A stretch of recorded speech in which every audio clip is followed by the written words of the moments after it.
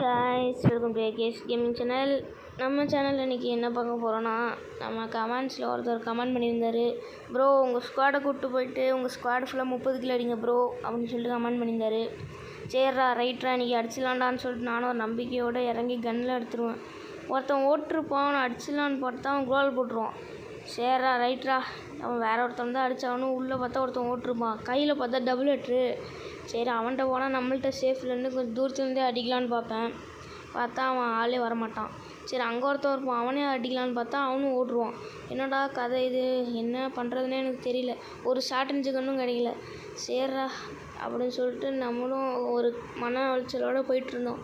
பார்த்தா P90. அவ்வளோதான், அவனை அடிக்கலான்னு சொல்லிட்டு போனால் அவன் அந்த இடத்துல இருக்க மாட்டான், எங்கே போனானே தெரில. கஷ்டப்பட்டு அங்கேருந்து இவ்வளோ தூரம் வந்தால் ஆளவே காணுண்டான்னு கடுப்பாயிருவோம். பார்த்தா இங்கே எனக்குன்னு செதுக்கின மாதிரி 2 ஓசிகிலு கீழே கிடக்கும். ஃபஸ்ட்டு 2 கிலோ ஓசிகிலாக கிடைக்கும். என்னென்னா பாருங்கள். இப்போ சரி நான் கவனிக்க மாட்டேன், சுடுற சவுண்ட் அந்த பக்கம் கேட்க என்னென்னு பார்த்தா ஒருத்தன் நாக்காய் கிடப்பான். நானும் அசால்ட்டாக அவனை அடித்து முடிச்சுடுவேன். ஒன்று தான் பார்த்தா இன்னொன்று 2 ஓசிகிலு. ஃபஸ்ட்டு 2 கிலோ ஓசிகிலு அடிச்சாச்சு.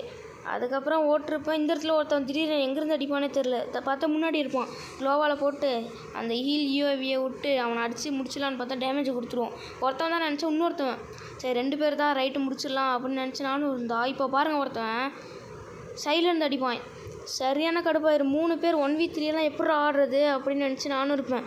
அப்படியே அங்கே பார்த்தா என் டீம்மேட்டு ஒருத்தன் கூட இருக்க மாட்டான், எல்லாருமே பொட்டி போட்டுனானுங்க. சரி என்ன பண்ணுறதுன்னு தெரியல. சரி பேக் அடிச்சிடலாம், பேக் அடிச்சாச்சு அவனை அடிக்க முடிஞ்சா அடிக்கலாம்னு சொல்லிட்டு நானும் பேக் அடிச்சிடுவேன். இந்த இடத்துல பேக் அடித்து அடிச்சிடலான்னு பார்ப்பேன். சரி நான் அங்கே போனால் எப்படி இருந்தாலும் அங்கே தான் வருவேன்னு எனக்கு தெரியும், அதனால தான் அந்த பக்கம் போனேன். இப்போ எப்படி இருந்தாலும் அவன் அந்த பக்கம் தான் வருவான்னு தெரியும், அதனால இந்த பக்கம் வந்துட்டேன். நான் நினச்ச மாதிரி கரெக்டாக அந்த இடத்துல வந்தான். அடிக்கலான்னு ஃபஸ்ட்டு ஏம் லாக் ஆகலை. அடுத்து திரும்பி அடிக்கலான்னு பார்த்தா அவன் என்னை அடிச்சிடுவான். சரி ரைட்டரா நம்ம இப்படி இருந்தாலும் கதை காலி, அப்படியே அடிக்க முடிஞ்சா அடிக்கலாம் ட்ரை பண்ணலான்னு சொல்லியிருப்பேன். அதுக்குள்ளே ரஷ் பண்ணிடுவான் ஒருத்தவன்.